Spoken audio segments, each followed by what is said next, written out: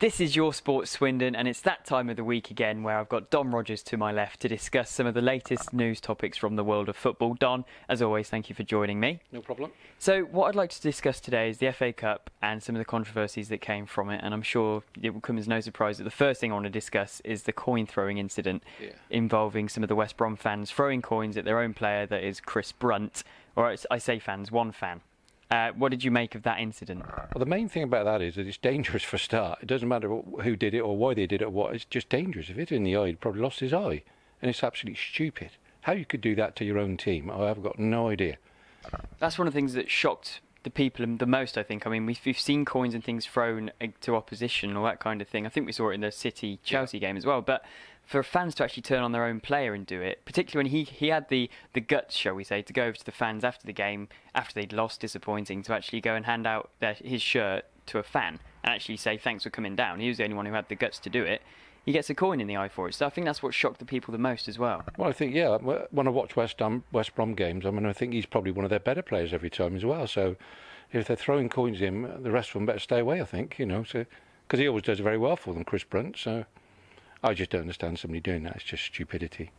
One of the things that was said after that incident was the effect that social media is now having on the game of football, and how things can snowball and negativity can snowball because fans create that through a social media environment. Yeah. Do you think that's fair?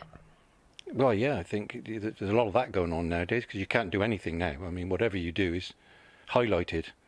Because I always think back in the old days, I wonder what they'd picked up in the older days, But nowadays, you can't do a thing now.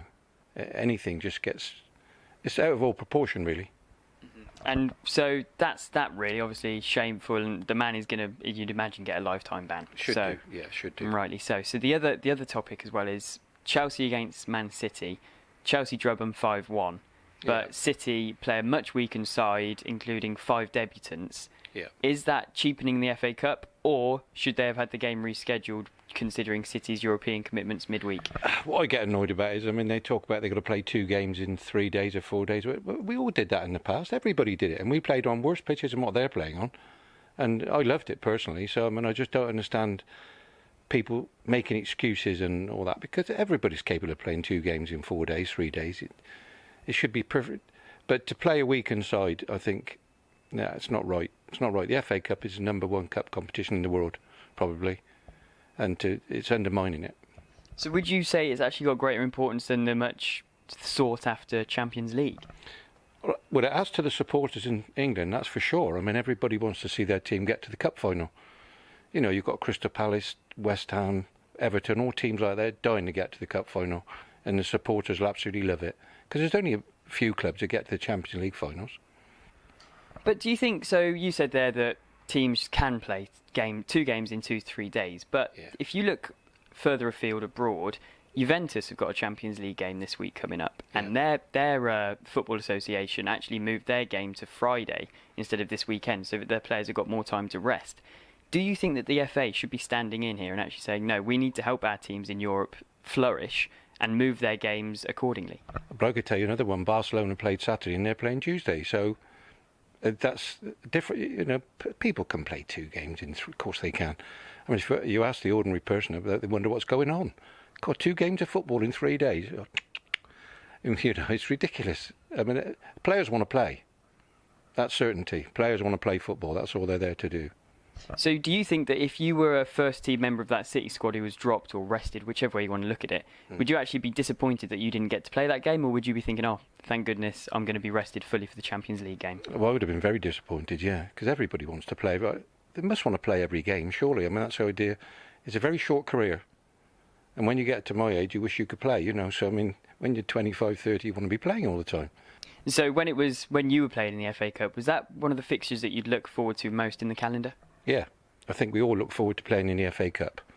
We managed to get to the quarter-finals once, I think, which is a great achievement, and everybody, you start thinking about Wembley then.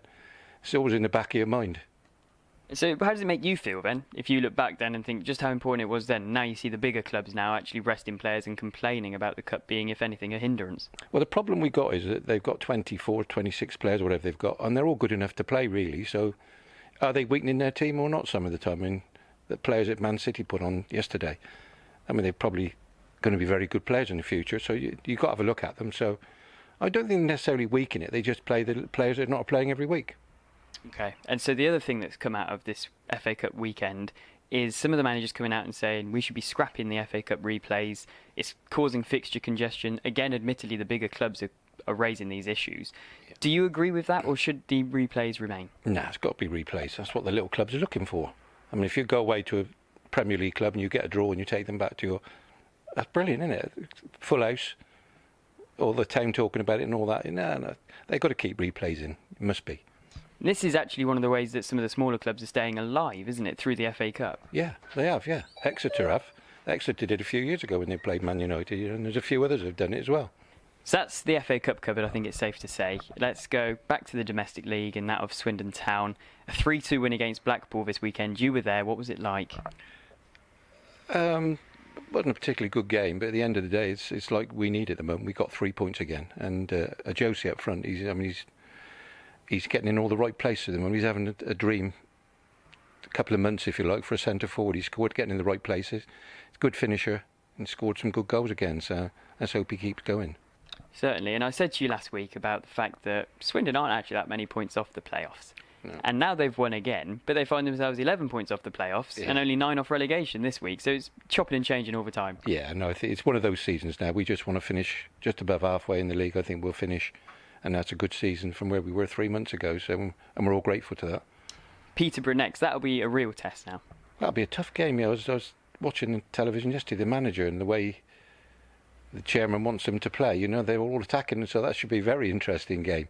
That could be 4-3, I think, or 5-4, but listening to where he was talking. So he's got the right attitude, I think, the chairman at Peterborough. He wants to entertain the people.